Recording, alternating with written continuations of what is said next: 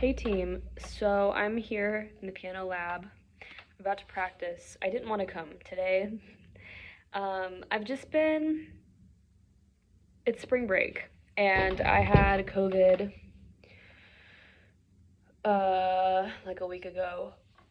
Or I started a little over a week ago. I tested positive, and I was sick for about 5 days. And so that recovery time kind of set me back because I didn't have the energy to go and like practice, and I couldn't leave my apartment. So I was set back a little bit, which is fine. And it's just been really hard to like get the momentum to go and practice this week for one reason or another. But I'm here, and yeah, so on the agenda, I am doing some work on, there's like a presentation recital thing that I'm going to be doing in a few weeks on some level 7 pieces from the Masterwork Classics books. So my goal is to learn one of the songs today. I have to learn 6, but one of them I already know. And then I'm going to be looking at my recital rep, trying to get the last 2 pages up in tempo, and just in general doing some maintenance work on that. It's not quite where it needs to be yet. I mean, we have a month, so I need to get on it, but I still have a little bit of time. I just need to like push through, believe in myself and all that. So anyway, that's all I have for right now. And yeah, let's just go ahead and cut to me practicing.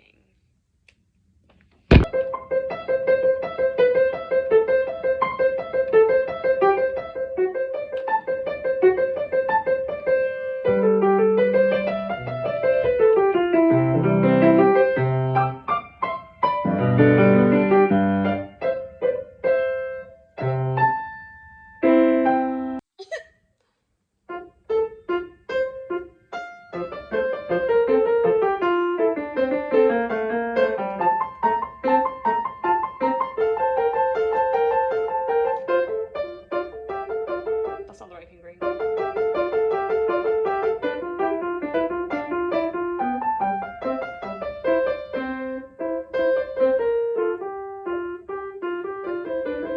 One of the 6 pieces that I chose to learn is the Invention in F major. Inventions are pieces of music that have more than one voice. In other words, you can think of this kind of like if you have a duet, you may have one person who starts off the song with a melody, but then the other voice may come in with that same melody. And sometimes they'll be singing the same thing, sometimes they'll be singing in harmony, sometimes one person is going to sing in one rhythm, one person is going to sing in another rhythm. That's what an invention is. Inventions are a good introduction into more advanced Baroque literature, where like fugues, for example. So maybe a student, fugues and stuff are typically required for people who are wanting to pursue music in college. Inventions are a good introduction into more advanced Baroque literature, where like fugues, for example. So maybe a student, fugues and stuff are typically required for people who are wanting to pursue music in college. That's usually a requirement for auditioning for most universities into a college music program. Inventions are kind of like one of the steps before that. And yeah, there's a lot you can learn from them. Baroque is a good, like inventions like this, for example, are good to assign to someone to advance their technique, because there are a lot of scalar sections, arpeggiated sections, contrary motion, parallel motion between the hands, all of that technical stuff that you would get within like a scale book or like learning progressions and stuff. It's usually embedded in most of these inventions. And also it teaches about articulation. Different editions may have different articulative markings or dynamic markings, just depending on like who they're marketed towards. I don't really care about this all that much, but there are people who have opinions about like how to accurately represent Baroque music on the piano, because the piano wasn't invented until like the tail end of the Baroque period, and even then the pianos that we saw in like the 1700s, 1800s weren't really like what you saw, what we have now. I mean, even like the early romantic composers didn't have the pianos that we play now. Like the action is different, and like how they were constructed was different up until probably like the mid 19th century. So some people are like, well, you have to be super, I don't know. The point is, some people are like really strict about like no dynamics and stuff like that, and some people don't really care. Like Long he'll go out and do rubato and Baroque music probably. So it's really up to interpretation. But you know, don't shoot the messenger. I'm just here. I'm just out here. Okay. Oh, last thing. With inventions and just any Baroque music, it's really important to have accurate fingering. Otherwise, it's not going to be smooth. Um, Most editions are going to have fingerings. Follow those. And that's what I've been kind of focusing on over the last 15 or 20 minutes. I'm not going to learn this piece in one day. I'm going to take it piece by piece. And the reason why is because I want to have accurate fingering. And with some of this stuff, it can be really hard because it may not seem... It's a technique exercise. Like the fingering is technique that I need to learn. And I would rather spend a little bit of time each day making sure that all of that is secure in my fingers rather than like spending hours just going over this one thing because I'm gonna forget it. And my brain's gonna hurt. So I'm gonna do like the first 6 to 8 measures. And here we go. All right. So this is the subject. Okay. So be listening out for, you're not gonna listen, but if you did, hypothetically, listen to which hand is playing what. The articulation is supposed to be detached. Usually if you have 8th notes, they're supposed to be played more detached. And when you have like running 16th notes, it's supposed to be still like, I guess, detached, but more connected than like the subject. Like this. Detached. Do you hear the difference between the two? This scale, if I played it with the articulation of the subject, it would sound something like this. So what my right hand is doing, sorry, I don't have my shoes on. So whenever you're going down, you go 4, 4. And it feels kind of weird. What my hand wants to do is like cross over like that because that's like an F major scale. So I'm having to like think about that. And then my left hand, whenever it goes down, it does kind of a similar thing. Nope. One more time.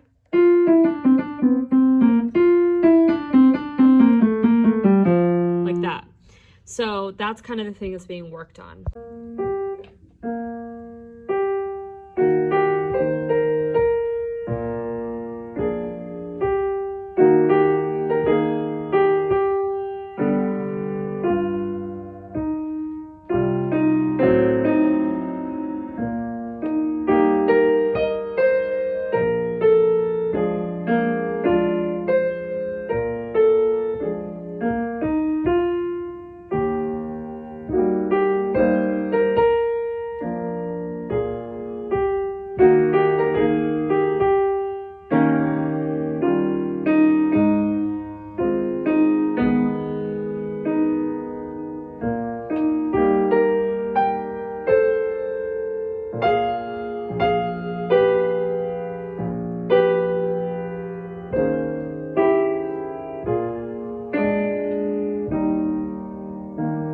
So the picture is gonna look a little bit different because I'm on my iPad now because I don't have any more storage on my phone.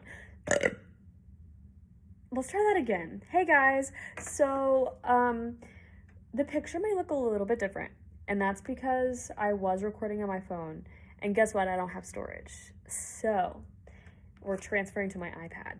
So it's gonna look a little bit different, but that's okay. I was shocked at what my third movement sounded like. I'm super insecure about this one because it's just fast and like scary. But we're gonna play it again because it actually was pretty good. Crazy. It's still under tempo, but that's fine. Okay. Let's try it out. It's crazy what practice can do, huh? Okay.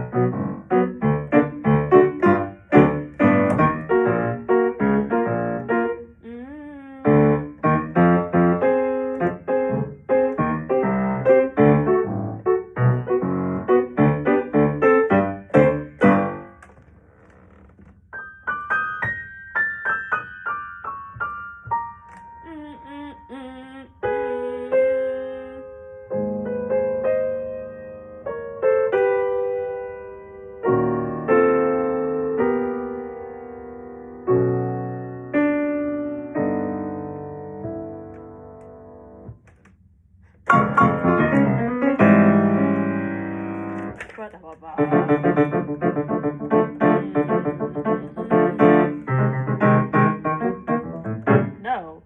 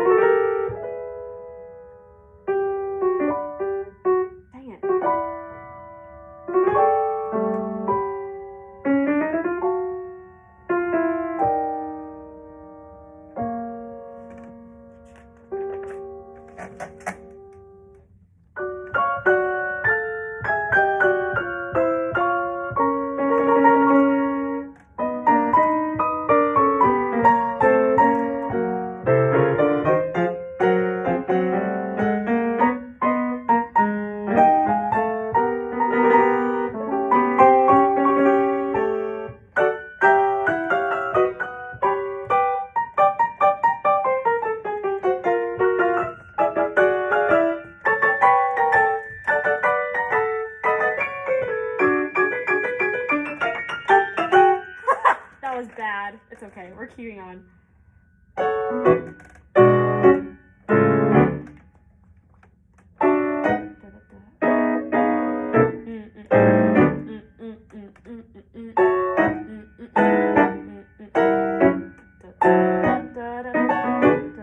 Ah! Stop singing. And then I knock for a little bit. Oh my god, see, this is what I wish this was recorded. Actually, can we go back? We're going back here. We're going slow, Elena. Slow.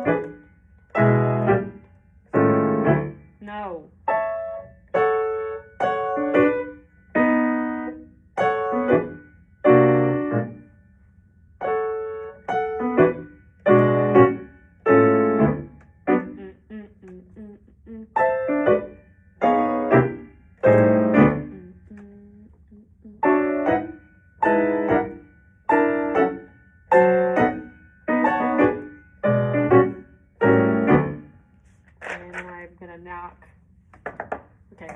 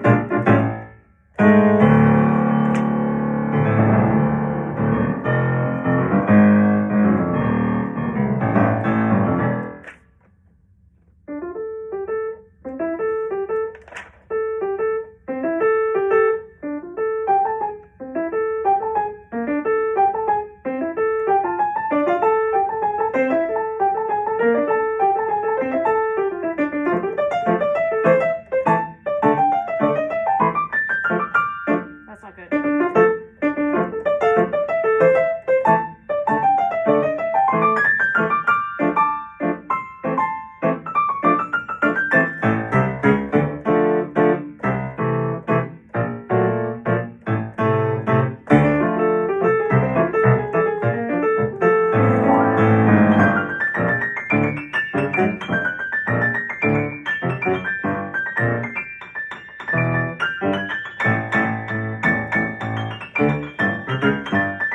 No.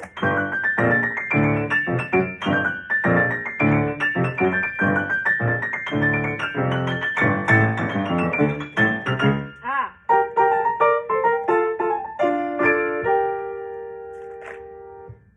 I kind of want no one.